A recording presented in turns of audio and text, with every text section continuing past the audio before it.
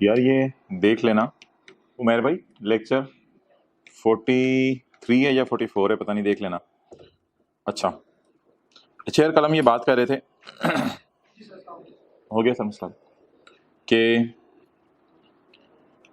ये जो लेक्चर है ना, इसमें कल वाले में एक बात चल रही थी परचेजेस की, कि परचेजेस कितनी माइनस करने की इजाज़त है। तो उसमें ना क्या कहते हैं, ये सवाल हमने किया था। अच्छा फ़र्ज़ करो कि अच्छा, एक तो ना इसकी इंग्लिश के ऊपर ज़्यादा आपने गौर नहीं करना, इंग्लिश पे ज़्यादा गौर करेंगे तो परेशान होंगे। तो बस इंग्लिश को मैंने कहा था याद कर लें। कल पॉइंट सी था पेज 128 पे, उसमें लिखा हुआ था कि जी disallowance shall be up to 20% of purchase. Disallowance maximum कितना होगा? 20% ऑफ परचेज तक, यानी 20% ऑफ परचेज तक डिसअलाउ हो जाएगा, ऊपर ऊपर अलाउ है। इसका मतलब है मैक्सिमम 20% ऑफ परचेज डिसअलाउ हो सकती है। अब इसमें जो मैंने आपको तरीका बताया था निकालने का, इंशाल्लाह आपने उसी तरीके पे चलना है, आपको कोई मसला नहीं आएगा। अब मैं थोड़ा सा डेटा चेंज करता हूँ। मिसाल के तौर पे सवाल में ये जो फिगर आ रही है 7 लाख की, फर्ज करो ये फिगर होती है 1,50,000, यानी मिसाल के तौर पे मैं कहूं कि परचेजेस जिस पे टैक्स नहीं काटा वो कितनी है? 1,50,000। परचेजेस वो जिस पे टैक्स नहीं काटा कितनी है? 1 लाख। पेज निकाला किताब का 128। तो परचेजेस जिस पे टैक्स नहीं काटा वो कितनी है? 1,50,000। अब कैसे सॉल्व होता? अब मोहतरम ऐसे सॉल्व होता कि ये जो वर्किंग वन है, परचेज कितनी है on which tax is not deducted? 150। जल्दी देख के बताएंगे, मैंने ऊपर चेंज किया सवाल। परचेज कितनी है? 150। और टोटल परचेज कितनी है? Still still still still 1,000। ये सवाल में टोटल परचेज स्टिल 1,000 है। 1,000 पे कितना लगाया? 20%। 1,000 का 20% कितना आया? 200। अब बता दें दोनों में से लोअर क्या है, जल्दी बताएं। 150। 150 अब लोअर है, लेकिन 150 क्या है? 150 क्या है? अलाउड है डिसअलाउड है? डिसअलाउड है। अब बता दें लोअर आ गया 150। जब लोअर आ गया 150, तो अब आपने सवाल को सॉल्व कैसे करना है? सवाल को सॉल्व कैसे करना है? सेल आपकी कितनी है? 5,000। परचेजेस सवाल के मुताबिक कितनी है? 1,000। 1,000 में से लोअर डिसअलाउ है, तो वो आ गया 150। कितना जवाब आ गया? 850। और इसके बाद मोहतरम सैलरीज माइनस करने की इजाजत होगी, कितनी है? 300। और वो जो रेंट था और प्राइजेस थे वो माइनस करने की इजाजत नहीं है। तो बस अब आपने सादा सी बात लिखनी है कि अगर यहां 150 होता तो सॉल्यूशन में इधर 850 आ जाता। बस ये लिखना है आपने। लिख लिया बुक पे? चलो गुड। अगर यहां 150 होता, अगर यहां 150 होता तो सॉल्यूशन में 850 यहां आ जाता। अब जरा मतलब समझें इस बात का। Disallowance shall be up to 20% of purchase. Up to 20% of purchase का मतलब है 20% ऑफ परचेज तक डिसअलाउ होगा, इससे ज्यादा नहीं हो सकता। इसका मतलब है इससे कम भी डिसअलाउ हो सकता है। समझिएगा बात को। 20% ऑफ परचेज है 1,000 जरा 20% 200। 20% ऑफ परचेज है 200, मैक्सिमम 200 तक डिसअलाउ होगा, अप टू 200। 200 से ज्यादा डिसअलाउ नहीं हो सकता, लेकिन 20% एग्जैक्ट जरूरी नहीं डिसअलाउ। अप टू का मतलब होता है इस हद तक, इस हद तक डिसअलाउ होगा। तो हो सकता है 20% से कम भी डिसअलाउ हो।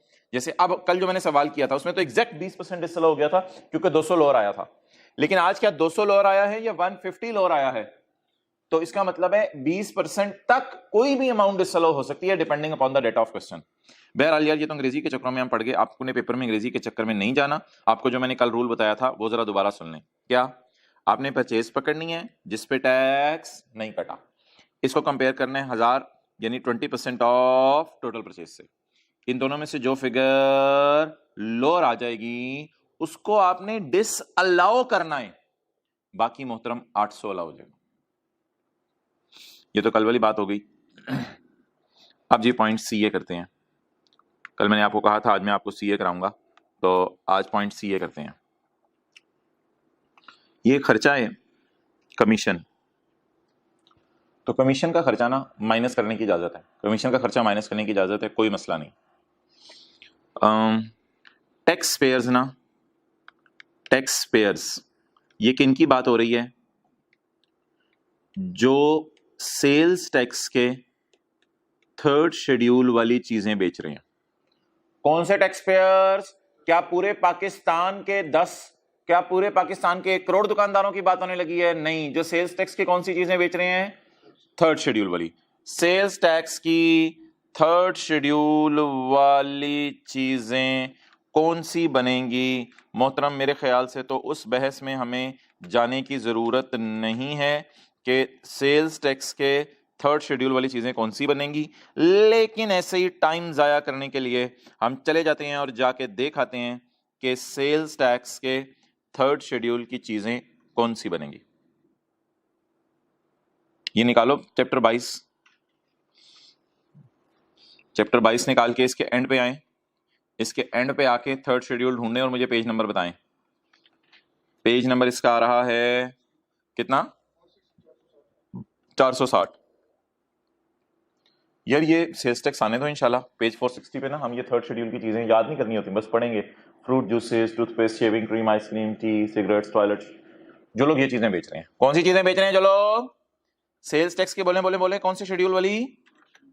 जो दुकानदार पाकिस्तान में सेल्स टैक्स के थर्ड शेड्यूल वाली चीजें बेच रहे हैं, उनके बारे में लॉ मेकर ये हुक्म देने लगाए कि इनको कमीशन सारा माइनस करने की इजाजत नहीं, कुछ हद तक माइनस करने की इजाजत है।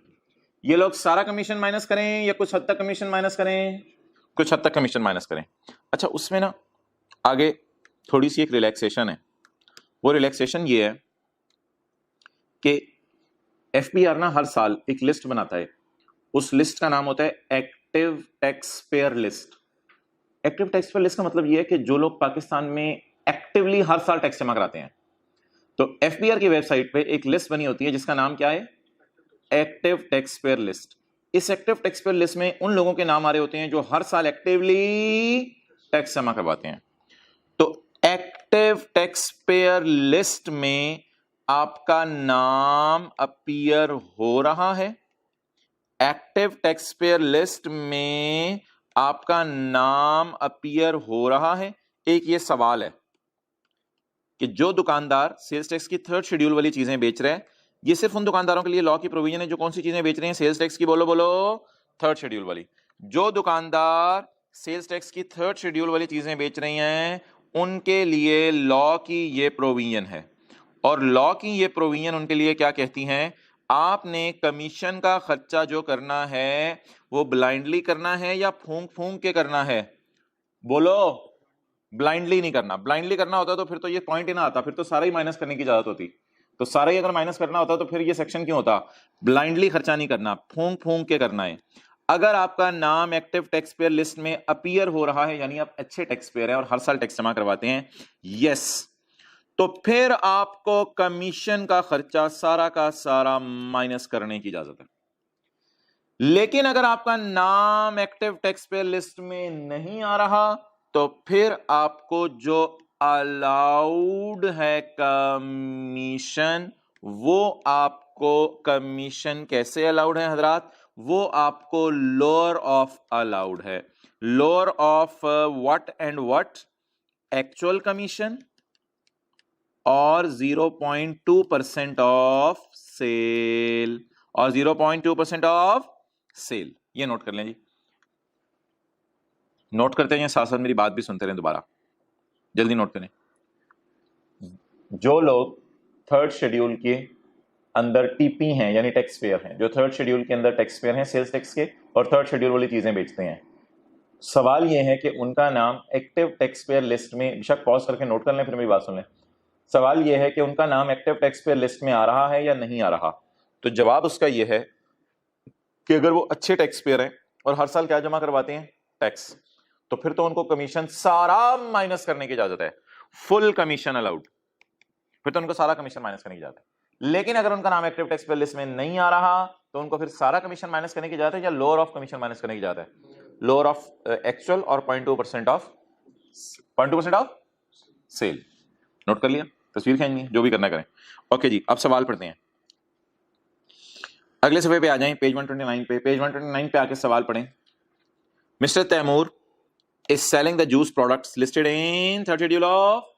बता दें जी, क्या इन दुकानदारों पे ये सेक्शन लगता है? जी लगता है। He has provided the following details for tax year 2020। Sale कितनी है? 5000। कमीशन कितना है? कमीशन क्या होता है? कमीशन होता है एजेंट्स वगैरह को आपने दिया। कैलकुलेट हिज, क्या क्या क्या क्या क्या कैलकुलेट करना है? बोलें calculate his income for tax year 2020 assuming his name is appearing in active tax payer list, यानी अच्छा टैक्स पेयर है, हर साल टैक्स जमा कराता है। मैं क्या लिखूं? अच्छा बचा या बुरा बचा? अच्छा बचा। अगर ये अच्छा बचा है तो फिर मोहतरम देखिएगा इसका ऑप्शन 1 में न्यूमेरिकल कैसे सॉल्व होगा। सेल कितनी? 5000। बताओ कितनी माइनस करने की इजाजत है? ये एक्टिव टैक्स पेयर है ना, मेरे से क्यों पूछ रहे हो? एक्टिव टैक्स पेयर है, his name is appearing in active tax payer list, तो फुली अलाउड है। पूरा कमीशन माइनस करने की जाता है। कमीशन कितना है? 15। पूरा 15 माइनस करने की जाता है। क्या जवाब आ गया? 4985। ये इसकी इनकम आ गई। क्लियर? ये कैसे न्यूमेरिकल हमने सॉल्व किया है? अगर वो अच्छा बच्चा है या बुरा बच्चा है।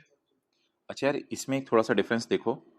इसमें ना हमने अलाउड, अच्छा हाँ वो अगले में आता है, चलें छोड़े, अगला सिनेरियो पढ़ें। His name is not appearing in active taxpayer list। अच्छा बच्चा बुरा बच्चा, अच्छा बच्चा बुरा बच्चा, बुरा बच्चा। बुरे बच्चे के लिए क्या रूल है? अगर इसका नाम एक्टिव टैक्स पेयर लिस्ट में नहीं आ रहा तो इसे सारा कमीशन माइनस करने दिया जाए या फूंक फूंक के माइनस करने दिया जाए? फूंक फूंक के माइनस करने दिया जाए, सारा माइनस ना करने दिया जाए। अलाउड होगा commission, lower of commission, lower of actual commission और 0.2% ऑफ ये जो आज है ना, ये आज अलाउड है मोहतरम। कल जो था ना, कल नॉट अलाउड की फिगर थी, आज किसकी फिगर है?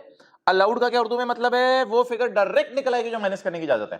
तो मोहतरम यहां पे बोलो मैं अलाउड दिखाने लगाऊं आपको या नॉट अलाउड दिखाने लगाऊं? और बोलो अलाउड दिखाने लगाऊं नॉट अलाउड? अलाउड। अलाउड का क्या मतलब है?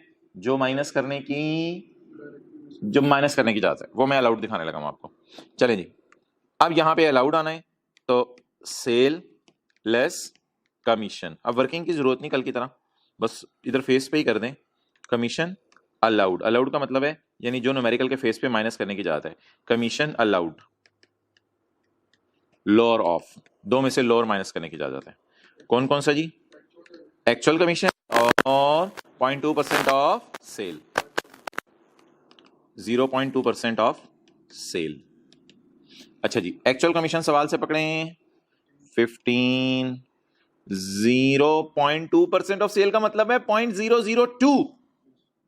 2% ऑफ सेल नहीं लिखा हुआ, 0.2% ऑफ सेल लिखा हुआ है। 0.002 मल्टीप्लाइड बाय सेल 5000। जवाब बताएं क्या आया? 10। अब इन दोनों में से लोअर अलाउड है या नॉट अलाउड है? अलाउड है। कल जो था ना, कल डिसअलाउड वाली फिगर थी, इसलिए मैं वर्किंग में जाके कुछ गड़बड़ करनी पड़ी थी। आज मेरे डायरेक्ट किसकी फिगर आ रही है? अलाउड की फिगर आ रही है। तो सेल बोलो कितनी है इस सिनेरियो में? 5000। सेल तो 5000 ही है। कमीशन 15 माइनस करने की इजाजत होगी या 10 माइनस करने की इजाजत होगी? लोअर माइनस करने की इजाजत होगी। कितना? 10। तो जवाब क्या आ गया जी? 4990। क्लियर? तो देखो जिस बंदे ने अपने आप को एक्टिव टैक्स पेयर लिस्ट में नहीं डाला हुआ था उसको सजा ये मिली कि बाकी लोगों की इनकम कम है 4985, इस बेचारे को 4990 पर टैक्स देना पड़ेगा। तो इसकी तो आपको तस्वीर नोट करने की जरूरत नहीं है क्योंकि ये सॉल्यूशन में अवेलेबल है। तो अलाउड का क्या मतलब होता है? माइनस करने की इजाजत है। तो पहले वाले बंदे को देखो हमने कितना माइनस करने दिया? पूरा 15। दूसरे वाले बंदे को 15 या 0.2% of sale, whichever is lower. तो पहले ने डायरेक्ट 15 माइनस किया और दूसरे ने लोअर करके माइनस किया। क्लियर? अब ना यार माजरत के साथ, अब यहां लिखा तो ये होना चाहिए था लॉ की प्रोविजन में कि commission will be allowed at lower of actual और 0.2% ऑफ सेल। जैसे इनकम प्रॉपर्टी में लिखा हुआ था rent will be higher of actual rent और फेयर मार्केट रेंट, तो इसी तरह यहां लिखा होना चाहिए था commission will be allowed at lower of actual और 0.2% ऑफ सेल। लेकिन अफसोस से ऐलान किया जाता है कि यहां जो अंग्रेजी यूज हुई है वो अंग्रेजों वाली अंग्रेजी है। थोड़ा सा जरा बात को समझना पड़ेगा, लेकिन कोई मसला नहीं, अंग्रेजों वाली अंग्रेजी है, खैर है, हम भी कम नहीं है। पहले जरा दूसरी बात पढ़ लें, हाउएवर वाली। Full commission will be allowed, आगे पढ़े बगैर बताओ क्या लिखा होगा? फुल कमीशन कब अलाउ होगा? हाँ, जब उसका नाम किस लिस्ट में आ रहा होगा? एक्टिव टैक्स पेयर लिस्ट में। Full commission is allowed as deduction if the businessman is appearing in active tax payer list. अगर उसका नाम एक्टिव टैक्स पेयर लिस्ट में आ रहा है तो कमीशन सारा माइनस करने की जाता है। ये सिर्फ चंद दुकानदारों के लिए है जो सेल्स टैक्स की थर्ड शेड्यूल की चीजें बेचते हैं और उनके सारे खर्चों की डिस्कशन नहीं हो रही, उनके सिर्फ एक खर्चे की डिस्कशन हो रही है, that is called as commission. Okay, ऊपर से मिला के पढ़ें पिछले सफे से, page 127। Following deductions will not be allowed under that income from business. Business के चैप्टर में कौन से खर्चे माइनस करने की इजाजत नहीं है? नहीं है, नहीं है, नहीं है, नहीं है। कमीशन पेड और पेएबल एक्सीडिंग 0.2% ऑफ सेल, जो सेल के 0.2% से बढ़ रहा होगा, ग्रॉस अमाउंट सेल होती है ना, जो सेल के 0.2% से बढ़ रहा होगा वो नॉट अलाउड है, तो फिर बाकी अलाउड। अगर सेल के 0.2% से बढ़ जाए तो नॉट अलाउड है यार। ऐसे ही मैं अब अप टू लिखा हुआ इधर, नहीं एक्सीडिंग 0.2%। ऐसी अब इस बहस में मैं नहीं जाना चाह रहा कि अंग्रेजों वाली अंग्रेजी क्या है। बहरहाल अगर आपने ज्यादा समझना है और ज्यादा आपको मसला हो रहा है तो exceeding 0.2% of sale not allowed है। तो जरा सोचो, सेल कितनी है? 5000, इसका 0.2% कितना है? 10। एक्चुअल खर्चा कितना है? सेल के 0.2% से एक्सीड कितना कर रहा है? 5। एक्चुअल 15 है ना, सेल के 0.2% से एक्सीड कितना कर रहा है? 5। एक्सीडिंग नॉट अलाउड है, यानी 5 नॉट अलाउड है, तो अलाउड कितना है? 10। अब ये अंग्रेजों वाली अंग्रेजी अगर आपने समझनी है तो आपकी मर्जी है। मैं तो पेपर में कहूंगा इस चक्कर में ना पढ़ना, न्यूमेरिकल सॉल्व करते हुए लोअर ऑफ करके सीधा सा सॉल्व कर देना। तो अगर स्टिल आपको मसला हो रहा है अंग्रेजों की अंग्रेजी समझने में तो दोबारा सुन लें। 0.2% ऑफ सेल से जो एक्सीड कर रहा है वो नॉट अलाउड है। What is 0.2% of sale? 10। इसका कंपैरिजन इससे करो, 5 का डिफरेंस आ रहा है, तो जब 5 का डिफरेंस आ रहा है तो 0.2% ऑफ सेल से जो बढ़ रहा है वो 5 है, तो 5 नॉट अलाउड है। तो अलाउड कितने? 10। लेकिन इसमें मैंने आपको कल बताया था डिसअलाउड को लेकर चलना है, क्योंकि लॉ मेकर इंग्लिश उस तरह लिख रहा है। यहां पे आपको डिसअलाउड को लेकर चलने की जरूरत नहीं है, यहां डायरेक्ट कौन सा माइनस कर दीजिएगा पेपर में, अलाउड या डिसअलाउड? अलाउड। तो कल वाले में और आज वाले में थोड़ा सा डिफरेंस सुनो। कल वाले में मैंने सिखाया था आपने क्या माइनस, क्या आपने वर्किंग करनी है, वर्किंग में जाना है और वर्किंग में जाके कौन सी फिगर निकालनी है? डिसअलाउड की फिगर निकालनी है, और डिसअलाउड की फिगर निकालकर टोटल में से अगर आप डिसअलाउड माइनस कर दो, टोटल में से अगर आप डिसअलाउड माइनस कर दो तो अलाउड आ जाएगा। लेकिन आज वाले सवाल में मैंने डिफरेंट तरीका बताया, मैंने क्या वर्किंग की जरूरत ही नहीं, सेल में से सीधा सीधा अलाउड माइनस कर दो, क्योंकि ये यहां पे थोड़ा आसान तरीका है। अच्छा यार, इसके साथ ही ना एक प्रोविजन लॉ की लगे हाथों करते चले, ये ना क्योंकि सेम कॉन्सेप्ट है। ये है पेज नंबर 131 पे, 131 पे।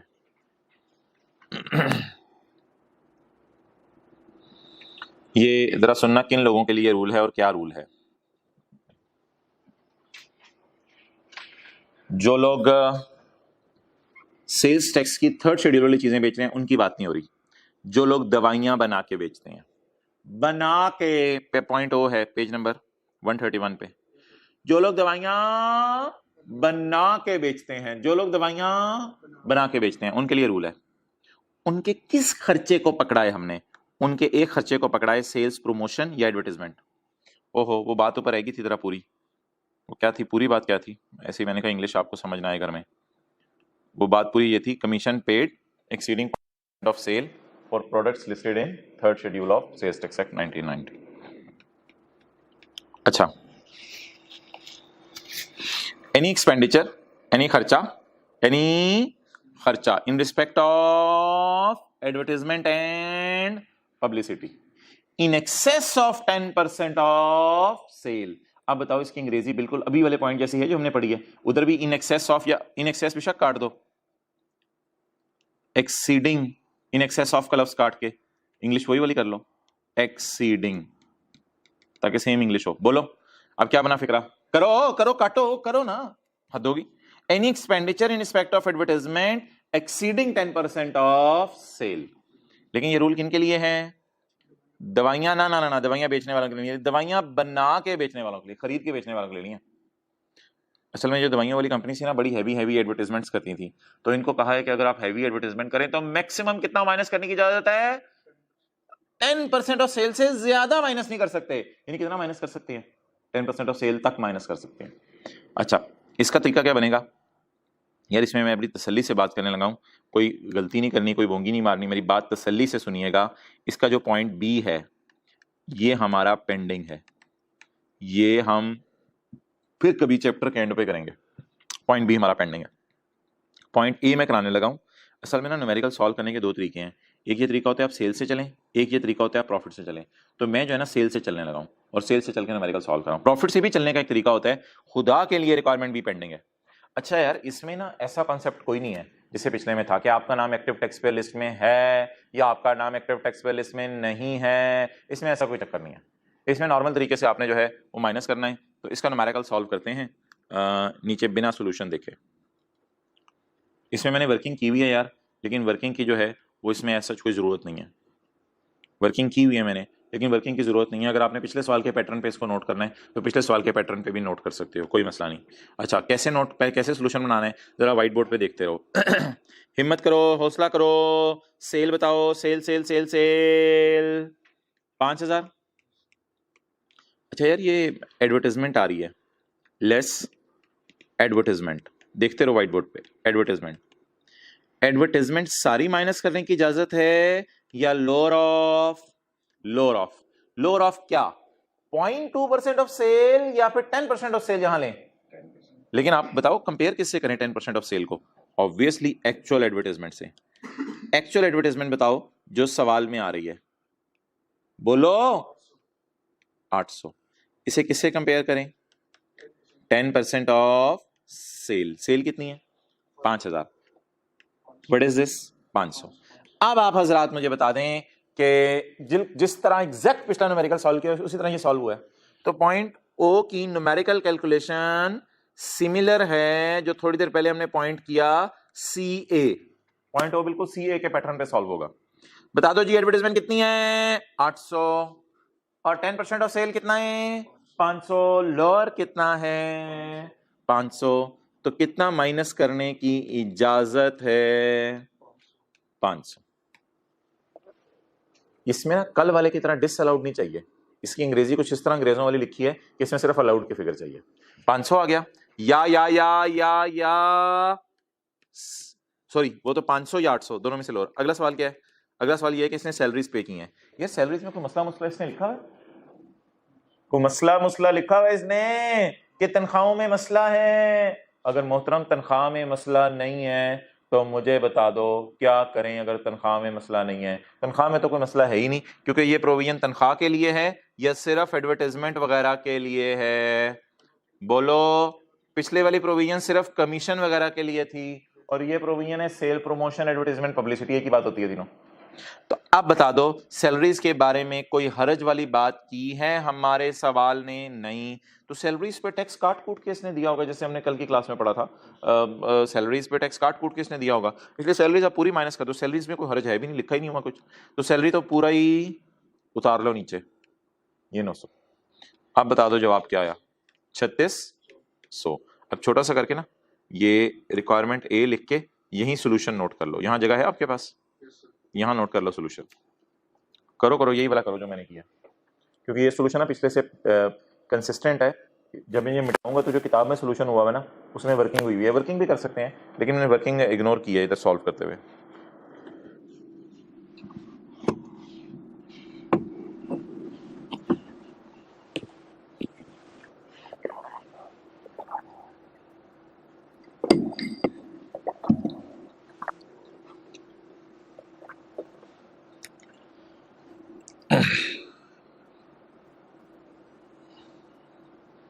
ओके, चलें जी आगे। ये देख लो यार, what is actual advertisement? 800। What is 10% of sale? 500। What is lower? 500। तो इधर लोअर माइनस करने की इजाजत है। इसको मैं क्या कहूंगा? 500 को अलाउड या नॉट अलाउड? अलाउड। अलाउड। जब आप सेल से चल रहे हो तो जो खर्चे टैक्स वाले माइनस करने देते हैं वो हम माइनस कर लेते हैं। सेल में से ये खर्चे माइनस करने की इजाजत है, यानी ये खर्चे अलाउड हैं। क्लियर?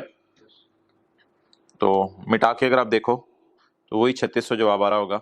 लेकिन यार ये ना हमने 3600 जो है वो ये वाला काम वर्किंग में किया है, छोड़ो पर यार वर्किंग में नहीं, मैंने इधर फेस पे करके दिखा दिया आपको, तो ताकि ऊपर वाला ना पॉइंट सी ए से आपको दिखने में सेम लगे।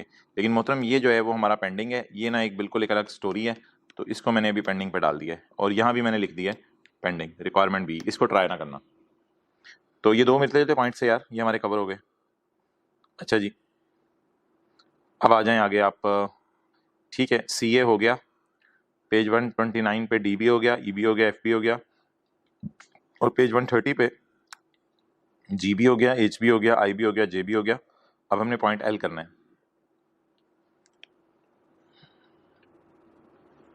पॉइंट एल,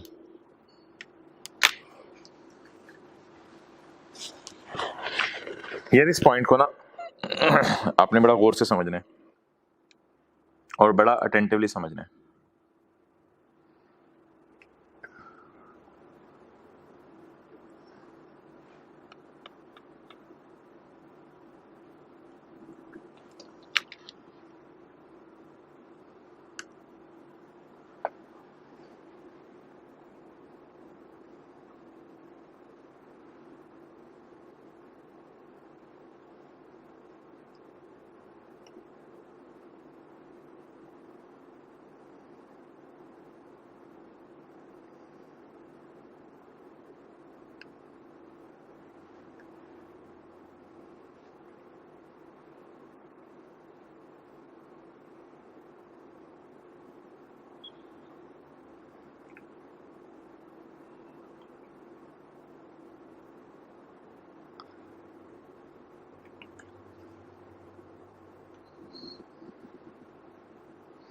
चलो इसकी मिसाल नोट कर लेते हैं इधर।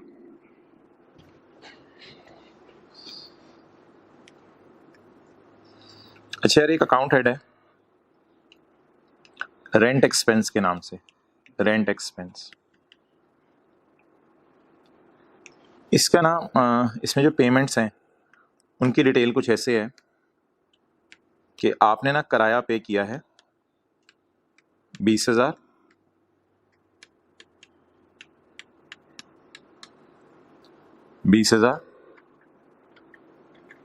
अच्छा 1,00,000, 1,00,000 और 70,000। जी बताओ यार टोटल कितना हो गया? 2,70,000, 2,70,000 में 20,000 डाला, ठीक है सही कह रहे हो, 3,10,000। ये कैलकुलेशन सही कराना यार, ऑनलाइन में गलत ना चली जाए। रेंट एक्सपेंस हो गया ये, क्लियर? अच्छा जी, अगला खर्चा आपने किया रिपेयर। किसका खर्चा जी किया? Repair expense. ये जो आपने खर्चा किया ये आपने किया 70,000 और 60,000, कितना हो गया? 1,30,000। अच्छा एक और यार आपका अकाउंट है एडवर्टाइजमेंट, एडवर्टाइजमेंट। इसमें आपने खर्चा किया 22,000, 22,000, फिर दोबारा 22,000, फिर 22,000, यानी कोई एडवर्टाइजिंग कंपनी को आप पैसे देते रहते हैं। 22,000, 22,000 और 22,000, क्या जवाब आ गया? 7 है, 7 दफा है, 7 दफा है ना 22,000, तो क्या जवाब आया? अच्छा ओ डालो यार,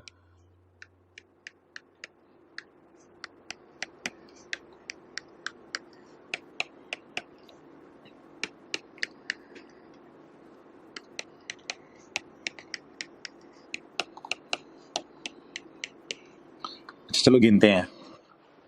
1 2 3 4 5 6 7 8 9 10 11 12।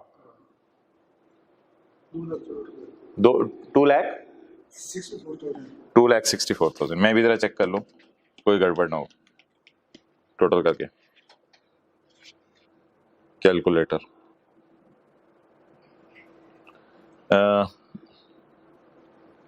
ठीक है जी, सही बताया आपने।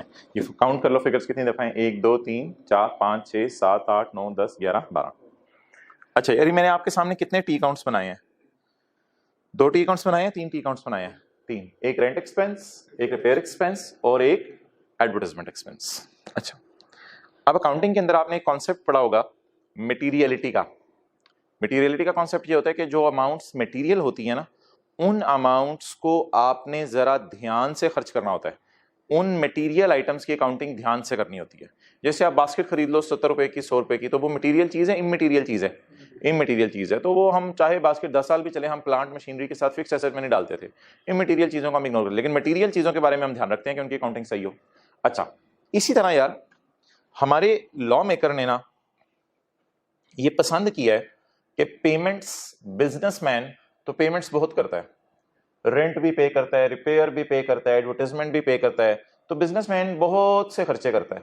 तो हमारा लॉ मेकर कहता है यार बिजनेसमैन तू बहुत से खर्चे करता है, तो इसलिए बिजनेसमैन ध्यान रखा कर, खर्चों को कैश में पे ना किया कर, खर्चों को कैश में पे ना किया कर। कैश में पे करना खर्चे को अजीब सी बात है, अजीब सी बात है खर्चे को कैश में पे करना। ओके, अब यार सवाल ये राइज होता है, किस खर्चे को कैश में पे करना अजीब सी बात है? कहता है जिस खर्चे का मटेरियलिटी, जिस खर्चे का साल का टोटल 2,50,000 से क्रॉस कर जाए, उन खर्चों को कैश में पे नहीं करना। बोलो, जिस खर्चे का, मैं बड़ी तरतीब से चीजें पढ़ा रहा हूं, रिदम से चीजें पढ़ा रहा हूं, एक एक चीज को नोट दिमाग में करते रहें और कान खोल के सुनना है ताकि बात इधर उधर ना हो। बताओ किन खर्चों को ध्यान से खर्च करना जिनका टोटल साल का 2,50,000 से है। 2,50,000 लफ्ज मैंने अपनी तरफ से नहीं बोला, अभी किताब में आपको पढ़वाऊंगा। बताओ इसका टोटल साल का 2,50,000 से ज्यादा है? बोलो, बिल्कुल इसका टोटल साल का 2,50,000 से ज्यादा है। कितना है? 3,10,000। तो 2,50,000 से जिनका साल का टोटल ज्यादा है वो अलार्मिंग खर्चे हैं, इसकी मुझे टेंशन नहीं लेनी, ये खैर है, इसको मैंने ग्रीन सिग्नल दे दिया, इसका कोई मसला नहीं, इसकी खैर है, ये तो कम है। एडवर्टाइजमेंट का भी साल का टोटल खर्चा 2,50,000 से, बोलो बोलो, ज्यादा है। अब मोहतरम सवाल ये राइज होगा कि 2 अलार्मिंग अकाउंट पकड़े गए। कितने अलार्मिंग अकाउंट पकड़े गए? 2। अब बता दो कौन सा अकाउंट अलार्मिंग होगा और किस अकाउंट की खैर है? पहले तो ये बताओ जी, ये रूल मेरे मोटे छोटे छोटे याद करते रहो। रिपेयर एक्सपेंस कैसे अलार्मिंग होगा? हद होगी, मैं रूल पूछ रहा हूं आपसे, आपने बताने कौन सा अकाउंट अलार्मिंग होगा, कौन सा अलार्मिंग नहीं होगा। इसके लिए रूल ऑफ थंब बताओ। जिसका साल का टोटल 2,50,000 से ज्यादा है वो अकाउंट अलार्मिंग है, जिसका साल का टोटल 2,50,000 से कम है वो अकाउंट अलार्मिंग नहीं है। 250,000 लॉ की लिमिट है। और एडवर्टाइजमेंट का भी साल का टोटल 2,50,000 से ज्यादा है, इसलिए ये अकाउंट भी अलार्मिंग है। अच्छा यार, अलार्मिंग अकाउंट में भी ना थोड़ी सी रिलैक्सेशन है। अब ये अगली बात है, ठीक है। एक होता है टोटल, एक होता है इंडिविजुअल फिगर्स। एक कौन सी फिगर होती है और एक होती है इंडिविजुअल फिगर्स। अब आपने किराया पे किया, हो सकता है आपने कोई छोटा मोटा कमरा किराए पे लिया हो 20,000 रुपए का, 20,000 रुपए का, फिर आपको बड़ी बिल्डिंग की जरूरत पड़ी हो, आपने लाख लाख रुपए किराया दिया, फिर आप किसी दरमियाने कमरे में शिफ्ट हो गए हो, आपने 70,000 रुपए किराया दिया, आप आपकी दुकान है, रेंट आप पे करते रहते हैं। तो ये जो दुकानदार है मुख्तलिफ, मिसाल के तौर पे पहले महीने किराया पे किया, दूसरे महीने, तीसरे महीने, चौथे महीने, 5वें महीने, फिर हो सकता है 5 महीने बाद इसने अपनी बिल्डिंग ले ली हो, कोई भी वजह बनी हो, बहरहाल 5 दफा इसने किराया पे किया साल में। ये साल का टोटल है, 5 दफा इसने किराया पे किया साल में। अब सवाल ये आता है कि इसको चाहिए था खर्चे चेक से पे करता और कैश की जगह यहां लिखा होता बैंक बैंक बैंक बैंक, लेकिन बेचारा जुल्म कर बैठा, अलार्मिंग अकाउंट में कैश में खर्चे पे कर बैठा, अलार्मिंग अकाउंट में कैश में खर्चे पे कर बैठा। ये अलार्मिंग अकाउंट क्यों है? क्योंकि इसका टोटल किससे ज्यादा है? 2,50,000 से ज्यादा है, इसलिए इस अकाउंट का नाम हमने क्या रखा है? Alarming account. अच्छा, अलार्मिंग अकाउंट में भी ना थोड़ी सी रिलैक्सेशन है। क्या कि छोटा मोटा, अच्छा एक बात ये सुन लेना, पहले तो बताओ अलार्मिंग अकाउंट डिसाइड करने का असूल क्या है, ये मैं नोट करने का टाइम दूंगा। अलार्मिंग अकाउंट डिसाइड करने का रूल क्या है? अलार्मिंग अकाउंट डिसाइड करने का रूल ये है कि जिसका कैरेट डाउन 2,50,000 से ज्यादा है वो अकाउंट क्या है? अलार्मिंग है। जिसका कैरेट डाउन 250 से ज्यादा है वो अलार्मिंग है। जिसका कैरेट डाउन 250 से कम है वो अलार्मिंग अकाउंट नहीं है। अब बताओ मैं अलार्मिंग अकाउंट्स की तरफ जाऊं या सादा अकाउंट की तरफ जाऊं? अलार्मिंग अकाउंट्स की तरफ जाऊं। अच्छा, ये अकाउंट जब अलार्मिंग की तरफ में चला गया तो अलार्मिंग अकाउंट के अंदर मोहतरम रूल सुनो क्या है। अलार्मिंग अकाउंट में आपने ये देखना है कि जो इसका खर्चा है क्या वो छोटा मोटा है, इंडिविजुअल की तरफ अब आ रहा हूं मैं, टोटल की तरफ बात नहीं कर रहा। जैसे होता है ना, आप किसी घर में चले जाते हो फिर घर के अफराद देखते हो, जैसे आप किसी घर में चले जाते हो टोटल, फिर घर के अफराद देखते हो, तो अब मैं टोटल की बात करने लगा हूं या इंडिविजुअल खर्चों की बात करने लगा हूं? इंडिविजुअल खर्चों में अलार्मिंग अकाउंट के अंदर कुछ इंडिविजुअल खर्चे ऐसे हैं जो छोटे मोटे हैं, वो अगर कैश में पे कर दो खैर है। सर, अलार्मिंग अकाउंट के अंदर छोटे मोटे खर्चे कौन से हो सकते हैं? जो 25,000 से कम है। 2,50,000 से नहीं, 25,000 से कम है। जो अकाउंट का टोटल 250,000 से ज्यादा है वो अकाउंट अलार्मिंग है। उस अलार्मिंग अकाउंट में वो खर्चे जो 25 से कम है वो छोटे मोटे खर्चे हैं। अगर कोई छोटा मोटा खर्चा है वो कैश में पे कर दो तो लॉ मेकर को इस पर एतराज नहीं। आप बताओ क्या लॉ मेकर ने हमारे इस 20,000 पे एतराज किया? क्या यहां लॉ की वायलेशन हो रही है? नहीं हो रही। हमारा लॉ अभी पढ़ाऊंगा कहता है अलार्मिंग अकाउंट में छोटा मोटा खर्चा माइनस करने की इजाजत है, लेकिन अलार्मिंग अकाउंट में मोटा मोटा खर्चा माइनस नहीं कर सकते। छोटा मोटा है 25,000 से नीचे, मोटा मोटा है 25,000 से। हर खर्चे को अलग अलग देखना है। ये बोलते हुए ये दोनों, ये भी 25,000 से नीचे, ये भी 25,000 से नीचे, ये 25 से ऊपर, 25 से ऊपर, 25 से ऊपर। आप बता दें जी, आपको क्या अंडरस्टैंडिंग डेवलप हुई है? ये अकाउंट तो अलार्मिंग है, ये अकाउंट तो, लेकिन ये खर्चा छोटा मोटा है इसलिए खैर है, कैश में पे हो गया। टिक मारने का मतलब है अलाउड है, माइनस करने की जाता है। ये 20 भी अलाउड है, माइनस करने की जाता है। ये जो 1 लाख है ये नॉट अलाउड है। क्यों नॉट अलाउड है? हाँ, ये 25,000 से ऊपर है। ये छोटा मोटा खर्चा है या मोटा मोटा खर्चे हैं? तीनों अलग अलग, मोटा मोटा मोटा मोटा मोटा मोटा, छोटा मोटा छोटा मोटा। क्लियर? ये मोटा मोटा, ये मोटा मोटा। तो रूल क्या बना? अलार्मिंग अकाउंट में दो लफ्ज हमने बोले, एक अलार्मिंग अकाउंट, एक छोटा मोटा। अलार्मिंग अकाउंट मोटे मोटे नॉट अलाउड हैं, अलार्मिंग अकाउंट में छोटे छोटे अलाउड हैं। छोटे छोटे किसको कहते हैं? 25 से नीचे। और मोटे मोटे किसको कहते हैं? 25 से ऊपर है। ये दोनों अलाउड है खर्चे, ये तीनों नॉट अलाउड है। ओके, अच्छा जी, अब जरा आने एडवर्टाइजमेंट में। अल्हम्दुलिल्लाह रूल मैंने आपको बता चुका हूं। अब आप एडवर्टाइजमेंट में आएंगे और एडवर्टाइजमेंट में आके मुझे वो वाला रूल लगवाएंगे जो मैंने बताया। पहले मुझे ये बता दो, कैरी डाउन देखा करो। पहले कैरी डाउन देखा करो। पहले समझ लो घर में जाएंगे फिर उनके अफराद को देखेंगे, तो पहले कैरी डाउन देखो। अब मुझे बताओ कि कैरी डाउन 250 से ज्यादा है, ये अकाउंट अलार्मिंग अकाउंट है या नॉन अलार्मिंग? अलार्मिंग अकाउंट है। पहला सवाल मेरा, मैं पहला सवाल पूछ रहा हूं तो अगले का जवाब दे रहे हैं। ये अलार्मिंग अकाउंट है, नॉन अलार्मिंग? अलार्मिंग। अब अलार्मिंग अकाउंट में देखना पड़ेगा जो खर्चे हैं वो छोटे मोटे हैं या मोटे मोटे हैं। अलार्मिंग अकाउंट में देखना पड़ेगा जो खर्चे हैं, बोलो बोलो बोलो बोलो बोलो, वो छोटे मोटे हैं या मोटे मोटे हैं। छोटे मोटे की डेफिनेशन है 25,000। छोटा मोटा छोटा मोटा छोटा मोटा छोटा मोटा छोटा मोटा छोटा मोटा छोटा मोटा छोटा मोटा छोटा मोटा छोटा मोटा छोटा मोटा छोटा मोटा नो मोटा मोटा। इस अकाउंट में कोई मोटा मोटा खर्चा नहीं है। सारे कौन से खर्चे हैं अलग अलग देखने हैं, अलग अलग छोटा मोटा छोटा मोटा छोटा मोटा छोटा मोटा। आप बता दो आपका क्या ख्याल है? ये छोटे मोटे खर्चे हैं यार, 25,000 से नीचे की पेमेंट है। ऐसे ही बंदा कोई आया होता है तो जेब से कर ही देता है 25,000 के नीचे की पेमेंट। आप बताओ ये खर्चे छोटे मोटे हैं या मोटे मोटे हैं? अगर छोटे मोटे खर्चे हैं, आपकी क्या राय है? इनको मैं कैश में पे कर दूं, जाने दूं, खैर है? एक्सेलेंट एक्सेलेंट, इनको मैं कैश में पे कर दूं। अगर कर दिया है तो क्या ये खर्चे अलाउड हैं?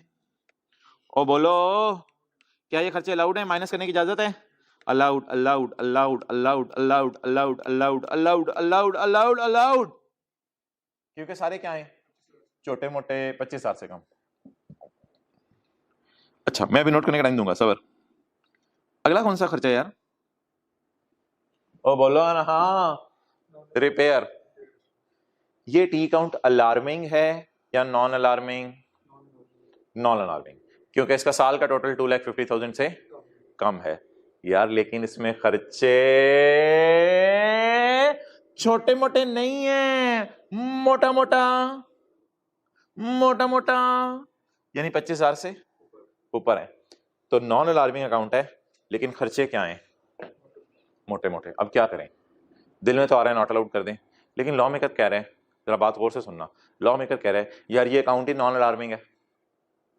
जब ये अकाउंट ही नॉन अलार्मिंग है तो बड़ी खुशी की खबर सुनो, इसमें मोटे मोटे भी अलाउड हैं, इसमें मोटे मोटे भी अलाउड हैं। क्योंकि ना यार, जिस अकाउंट में साल में पेमेंट ही 2 लाख, 2 लाख, 2 लाख, 2,20,000, 130,000, 180,000, जिसमें साल का टोटली 250 से कम है, नॉन अलार्मिंग है। 250 से देखो कम लग रहा है, ऐसे देखो 250 से कम है, तो उसमें चाहे 25 से ज्यादा का खर्चा भी हो जाए, खैर है, चल रहा है, कोई मसला नहीं। अब आप कहा जेब से 70,000 निकाल के दे दे, कोई मसला नहीं, क्योंकि साल में 1-2 दफा ही देना है, 2-3 दफा ही देना है। अगर दे भी देंगे तो 250 से ज्यादा नहीं बढ़ेगा। तो बिजनेसमैन ना क्या करते हैं, बड़े अकलमंद होते हैं, साल के शुरू में ना अंदाजा लगा लेते हैं कि हमारा साल का खर्चा इस अकाउंट में 250 से बढ़ेगा या नहीं बढ़ेगा। तजर्बा तो होता ही है पास्ट का। तो जिन बिजनेसमैन का साल का टोटल 250 से बड़ा होता है ना, वो शुरू से ही एहतियात करते हैं कि खर्चों को फूंक फूंक के करें और चेक से पे करें। लेकिन ये बिजनेसमैन पागल और दीवाना था, इसने तीनों अकाउंट्स में सारे खर्चे, बोलो बोलो, किस में पे कर दिए? कैश में। जब तीनों अकाउंट्स में सारे खर्चे कैश में पे कर दिए तो इसको ब्लाइंडली सजा नहीं दे देनी, देख के सजा देनी है कहां बनती है कहां नहीं बनती। अब बताओ यार, जब ये अकाउंट ही नॉन अलार्मिंग है तो क्या मुझे देखना चाहिए कि इसमें खर्चे जो है वो छोटे मोटे हैं, या इस बहस में नहीं पड़ना चाहिए? बोलो। एक्सेलेंट, इस बहस में नहीं पड़ना चाहिए, इसलिए मोहतरम ये खर्चे अलाउड हैं। अब आप ये ना कहना सर यहां आपने 70,000 को नॉट अलाउड में डाला हुआ है और यहां आपने 70,000 को अलाउड में डाला हुआ है। सर आप क्या कर रहे हैं? मोहतरम प्लीज ट्राई टू अंडरस्टैंड, ये बदमाशों का घर है, ये शरीफों का घर है। बदमाशों का घर कौन सा का था जो अलार्मिंग अकाउंट में पड़ा हुआ है? ये अलार्मिंग अकाउंट में 70,000 पड़ा हुआ है, और ये नॉन अलार्मिंग अकाउंट में 70,000 पड़ा हुआ है। क्लियर? तो वो जो अंडरस्टैंडिंग है ना 25,000 वाली, वो सिर्फ किस अकाउंट में लगती है? अलार्मिंग अकाउंट में। अब जरा तरतीब बता दो, पहले क्या देखा करेंगे, अकाउंट अलार्मिंग है या नॉन अलार्मिंग? अब नोट कर लो, पहले ये दोनों नोट कर लो, रेंट और रिपेयर, फिर मैं एडवर्टाइजमेंट आप सामने खोल देता हूं, फिर एडवर्टाइजमेंट अलाउ देख लो।